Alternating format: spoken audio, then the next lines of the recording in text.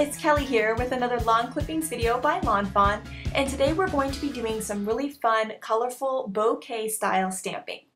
The first set we're going to use is a Christmas set actually called Let It Snow, and it's got this fun little snow background that I think is great for getting this bouquet slash confetti kind of look.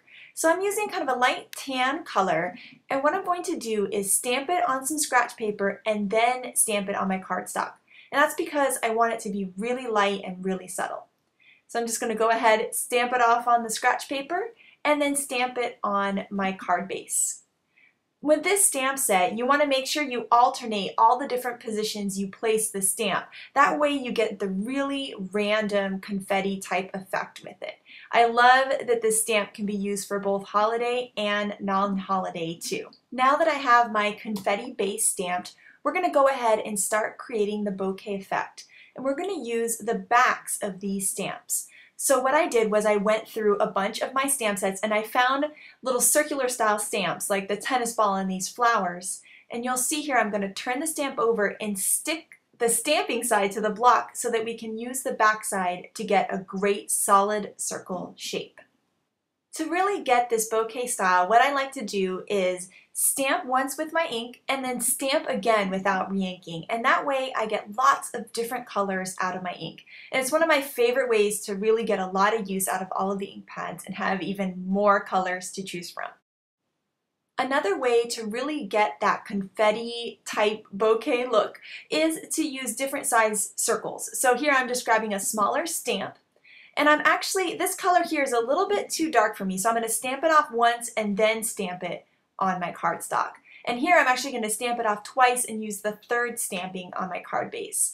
So you can really get a lot of colors out of one ink pad.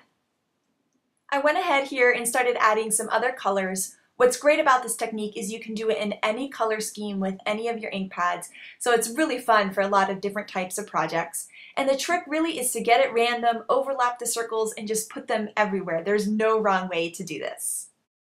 Now it's time to color one of the hot air balloons from Blue Skies. I'm just laying down a light color of pink here, and what I'm doing is just putting medium and then dark shades all around the outsides of the balloons, keeping the lightest part to the center of each balloon piece to really make it look like it's ballooning out. So right here you can see I didn't love the way that light pink was looking, so I decided to add even more of my medium pink. And that's what I love about coloring with markers, is you can just keep adding color until you like the way it looks. So here now I'm adding another, I decided to kind of add another darkness to it just to make it a little darker.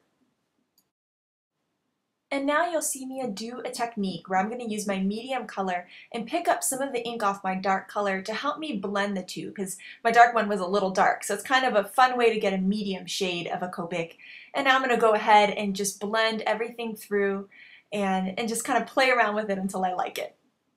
I absolutely love using the dies for this set. It just makes it so easy and looks so clean and nice when it's all cut out.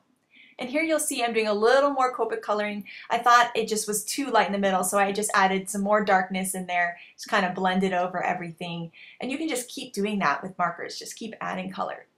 So here you can start to see the card kind of come together, and I have a sentiment from our set, So Much to Say. But when I put the balloon down, I realized it was covering up some of the blue that I really liked. So I decided to just add some more little spots all over the card. So I kind of looked at my different colors and tried them out, and that's what I love about this, is you can just keep adding stuff until it looks right, and it's just really fun because you get to stamp a lot, which makes me happy for sure. And my last little pink finishing touch to finish off my cool background. I grabbed some pink cardstock here, and I just thought it was way too much pink. So I decided to get out my cardstock papers from Basil. I really like these. They've got some beautiful colors, and I thought a blue this kind of blue-green went really well with the pink balloon. So I decided to use those two together. Here, what I've decided to do is curve my sentiment on my block. And I love doing this because it gives your sentiments a fun new look.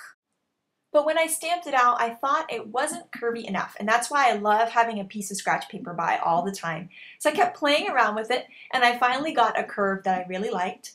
So you'll see now I'm ready to stamp on my card base.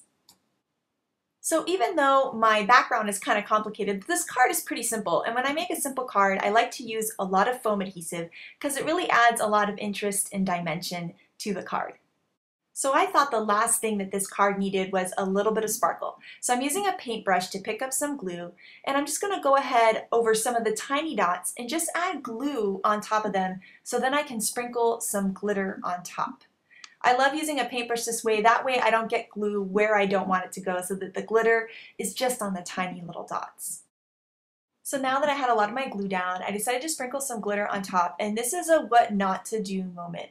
I created a glitter mess. There's glitter everywhere. So I decided to get one of these Tupperware containers and just make it my new glitter container because I just think these Tupperware containers are so much easier. I don't know why I didn't do that earlier. So now I'm just going ahead and adding a little bit more glue just to put a little more sparkle and shine to this card. And now I can use the container itself inside this little Tupperware and just pour it on, and it's a lot cleaner that way.